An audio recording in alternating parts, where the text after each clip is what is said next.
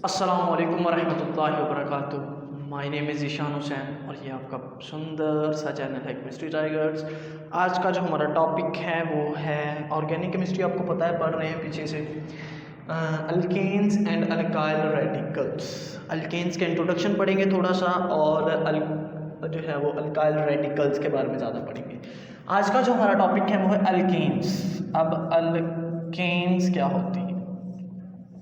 ये हाइड्रोकार्बन्स ही होती हैं, ठीक है। हाइड्रोकार्बन्स में हाइड्रोकार्बन का मतलब होता है जिसमें हाइड्रोजन और कार्बन हो, जिसमें कार्बन की जो वैलेंसी होती है वो सेटिस्फाइड होती है विद सिंगल बॉन्ड्स। ये कार्बन और कार्बन, ठीक है, ये भी कार्बन है, तो कार्बन और कार्बन के दरमियान सिंगल बॉन्ड ही होता है, तो वो हमारी अल्केन्स होती हैं। अब इसकी 4 वैलेंसी है तो ये हमने बाकी हाइड्रोजन के साथ बॉन्ड बना दिए, ठीक है। हाइड्रोजन एक बॉन्ड बना सकता है, ये देखें। अब ये क्योंकि इसने एक बॉन्ड बनाया है तो 3 और बना देगा, ठीक है। तो ये हर जो है वो बॉन्ड वो सिंगल है, इसका मतलब ये हमारे अल्केन्स हैं, ठीक है जी। नाम इसका क्या होगा? क्योंकि ये सिंपल है तो नॉर्मल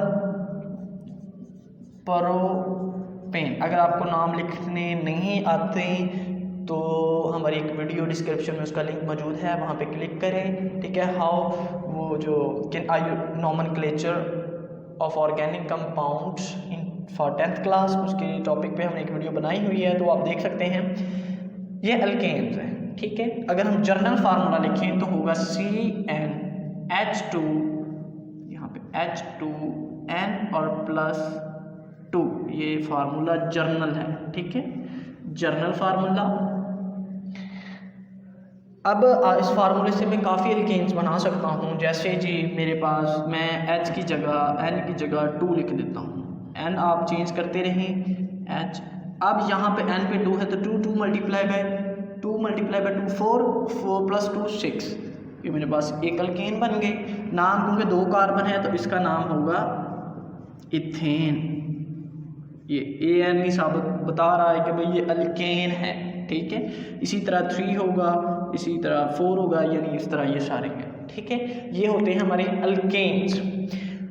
अब वो कहता है कि जो आपके पास अल्केन है, अल्केन्स, अगर उनमें से हम एक H रिमूव कर दें, ये मैंने एक अल्केन लिखी हुई है आपके सामने, ठीक है।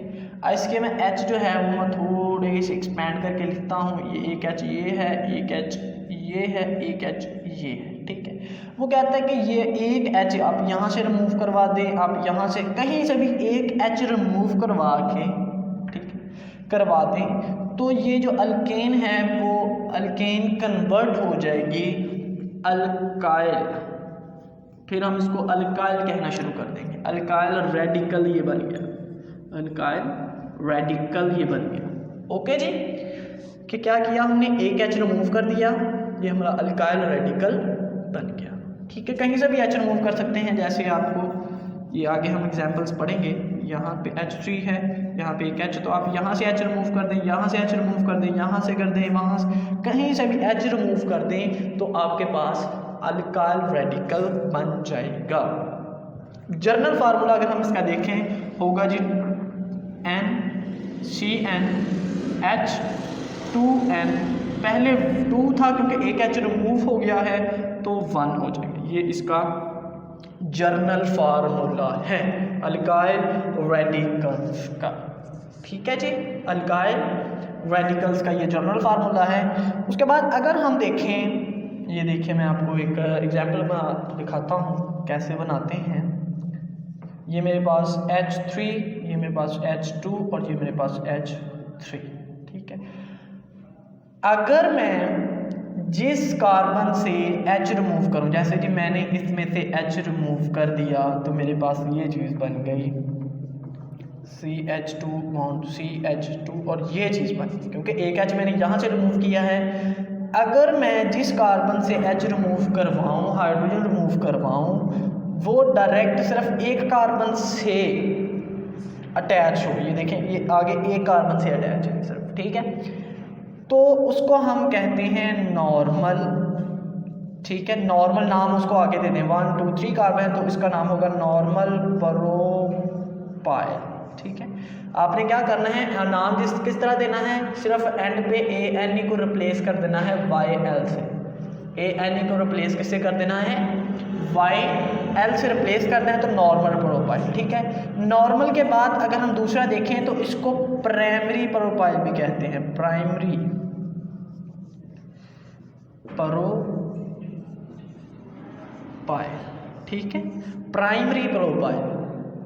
ठीक है जी, कि प्राइमरी का मतलब ही होता है, यही है कि एक कार्बन से डायरेक्ट वो अटैच है। नेक्स्ट देखते हैं जी, अगर हम H रिमूव करें जिस कार्बन से वो डायरेक्ट दो कार्बन से अटैच हो, जैसे जी मैं एक कार्बन से यहाँ पे H रिमूव करवाता हूँ, यहाँ पे H2 है, यहाँ पे H3 है और यहाँ पे H3 है।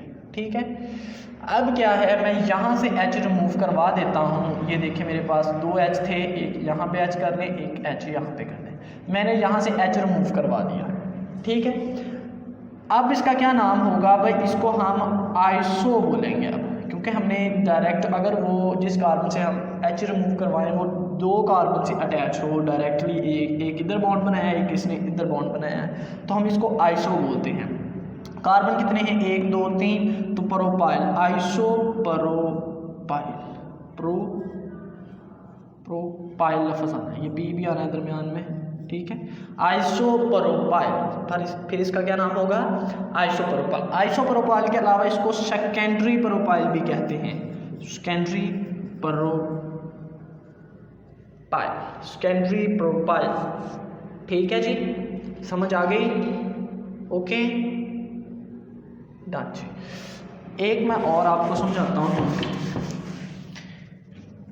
यहाँ पे अगर मैं जिस कार्बन से जो है वो H रिमूव करवाऊँ, यहाँ पे मेरे पास H है।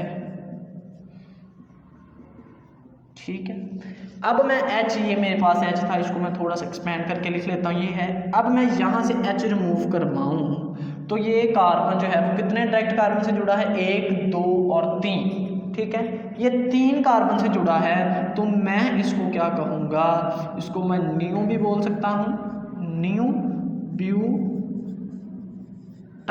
New butyl. ठीक है, इसको मैं क्या बोल सकता हूँ, न्यू ब्यूटाइल। और अगर मैं इसको दूसरा नाम दूँ तो मैं इसको टर्शरी, टर भी बोल सकता हूँ, टर ब्यूटाइल या टर्शरी ब्यूटाइल, टर्शरी भी बोल सकते हैं, प्राइमरी वो हमने पहला था, ये टर से मुराद टर्शरी ब्यूटाइल। ठीक है, इसका क्या मतलब है कि ये 3 डायरेक्ट कार्बन से जुड़ा हुआ है। ये कार्बन कितने कार्बन से जुड़ा है, इसको नहीं इंक्लूड करना, इर्द गिर्द गिनने हैं बस, 1 2 3। ठीक है, अगर फर्ज करें यहाँ पे ये 2 हो और ये 3 हो, तो भाई ये डायरेक्ट सिर्फ 2 3 से ही जुड़ा है, हमने डायरेक्ट देखना है कितने कार्बन से जुड़ा है, तो वो हमारा जो है ये सवाल है। ठीक है, अब एग्जामिनर आपसे सवाल कैसे पूछेगा, एग्जामिनर आपसे कैसे सवाल पूछेगा।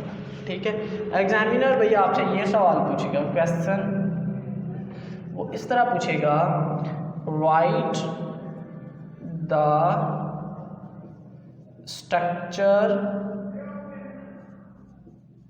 स्ट्रक्चर्स ऑफ डिफरेंट स्ट्रक्चर्स, इस तरह करके different structures of butyl radical.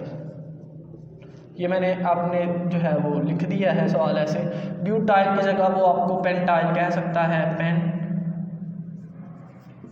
कह सकता है। ठीक है, इसकी तरह ब्यूटाइल, पेंटाइल, हेक्साइल भी कह सकता है। तो वो डिफरेंट स्ट्रक्चर्स जो हैं वो आप इसके जो है वो राइट कर सकते हैं। अब इस सवाल का जवाब हम करते हैं, जैसे उसने कह दिया है आंसर हमारा, उसने कहा गया है कि डिफरेंट स्ट्रक्चर ऑफ ब्यूटाइल, हमने ब्यूटाइल के करने हैं।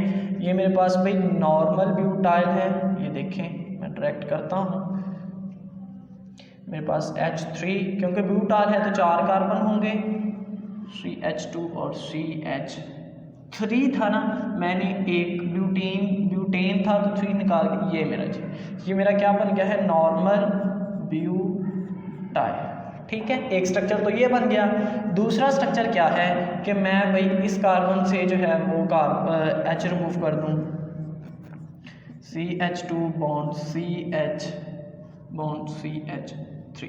अब देखिए यहाँ पे H था, मैंने यहाँ से रिमूव कर दिया। ठीक है, यहाँ से मैंने रिमूव कर दिया। अब वो डायरेक्ट कितने से जो है वो हो गया है, कितने कार्बन से अटैच है, 2 कार्बन से। आप लिखेंगे सेकेंडरी या आइसो भी लिख सकते हैं, आइसो या सेकेंडरी, और नाम क्या होगा 1 2 3 4 है नॉर्मल ब्यूटाइल। ठीक है, इसी तरह ये भी ब्यूटाइल। ओके जी, अगर हम यहाँ से करेंगे तो तब भी वो डायरेक्ट 2 से ही होगा ना, तो तब भी वो हमारा नॉर्मल या आइसो ब्यूटाइल होगा। क्लियर जी। अगर आपके पास ऐसे हो स्ट्रक्चर, ब्यूटेन का स्ट्रक्चर आपके पास ऐसे था, तो यहाँ से आपने H रिमूव किया है तो ये आपके पास बन गया जी टर ब्यूटाइल। आई होप कि आपको ये